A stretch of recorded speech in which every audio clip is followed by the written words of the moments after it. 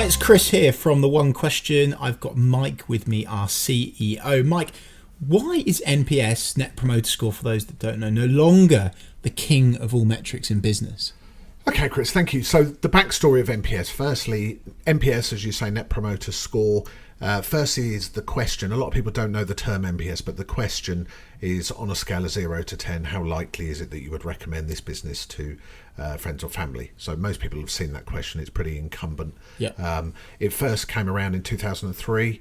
There was a Harvard Business Review article called One Number You Need to Grow, written by Fred Reichheld with Bain & Co, and Satmetrics were involved. So basically the logic was, if you could only ask a customer one question, what's the one question that you would ask them? And they came up with the how likely are you to refer. That was pretty much, they linked that to business growth and said companies with a higher NPS score were more likely to show business growth. So therefore, some of the larger enterprise companies in the world took it up as a standard metric, allowing them to benchmark against others. And over the years, it's pretty much been picked up by a lot of smaller businesses, medium businesses, and has become a bit of a standard question to ask people. The problem is it has a huge amount of flaws in it that, unfortunately, because the industry has so many consultants and people with a vested interest to keep it as a metric, that it almost gets overlooked, the fact that it doesn't really work. So when you say what's wrong with it, let's go through some of the problems with it. So firstly, how Net Promoter works is there's an 11-point scale, so 0 to 10, it's actually split up in Net Promoter. So they say 0 to 6, if someone answers 0 to 6, they're classed as a detractor.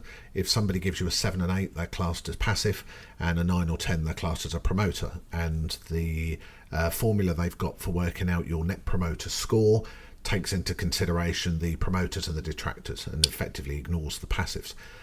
For a start, one of my big problems with it is your Net Promoter Score is between minus 100 and 100. So if everybody is a detractor, it's minus 100. If everyone is a promoter, it's 100. The problem with that, in Net Promoter land, a score of 0 is actually classed as good for a business. So, if you're looking for a metric as a business owner to get your team behind, try motivating your team when your score is 0. Yay, we hit 0. Yeah, it's like, what does that mean? People don't even understand that it's between minus 100 and 100. Certainly in some industries like banking, it's averaging minus something. I mean, it's such not a metric that anybody is actually going to get excited about improving. Also, I would argue, we're now 15, 18 years on from when it was first created. Is a 0 to 6 being classed as a detractor. They're saying they're the same thing. So, for example, let's say you have two people come to your restaurant tonight. One gives you a 0 and one gives you a 6. They're not the same thing. A 6 nowadays, I would argue, is someone, it was just an average experience. They were satisfied, yeah. It was okay. A 0, they're going to go straight on TripAdvisor and absolutely shred it as the worst experience they ever had. So I don't class a 0 and a 6 as the same thing. A 9 and 10 is not the same thing.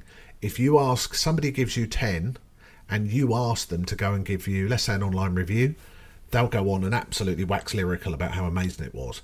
A 9 is what I call a butter. Yeah, so they'll go on and say, oh wow, great meal, service was out of this world, the main course was absolutely astonishing, but because there's a reason they didn't give you a 10. So I think even the split of how NPS works is I question, why is it an 11-point scale? That's never been evidenced. There's actually some research out there that says a 5-point scale or 7-point scale is actually more accurate. The question itself, how likely are you to refer, is actually a binary answer. In other words, would I refer a business to you, Chris? It's yes or no. It's not six. Yeah. You either do or you don't. So therefore that bit, I would argue, is not the right question. The other thing is, you're asking somebody their propensity to refer by saying how likely. It doesn't actually mean that they will. If for every time someone says they're going to give up smoking or go on a diet, etc., yeah, I'll do it. People's opinion of what they'll do and the reality is just not the same.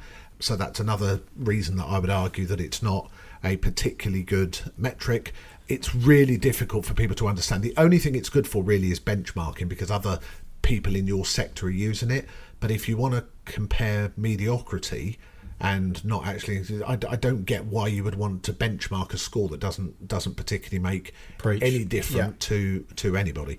Another reason is that most businesses are using the question in the wrong format.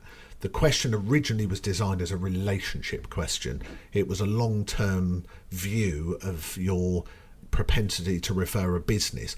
Virtually every business uses it transactionally. In other words, they're using it at a moment in time, because we do now live in a much more real-time world than we did certainly even 15 years ago. And therefore, you're using a relationship question to understand somebody's transaction, because the only thing that now matters, in my opinion, is how a customer feels. Therefore, instead of asking them, would you refer us and tell your friends and family in 6 months, etc., is actually just say to a customer, how do you feel? So I think the question itself is ill-formed and not one that's going to particularly make a difference. Absolutely love that, Mike. Thank you so much. Really appreciate it as always. That's it for today's Upbeat. If you've got a question or you'd like to be featured on Upbeat, feel free to contact myself. I am Chris at theonequestion.com. Have a fantastic day.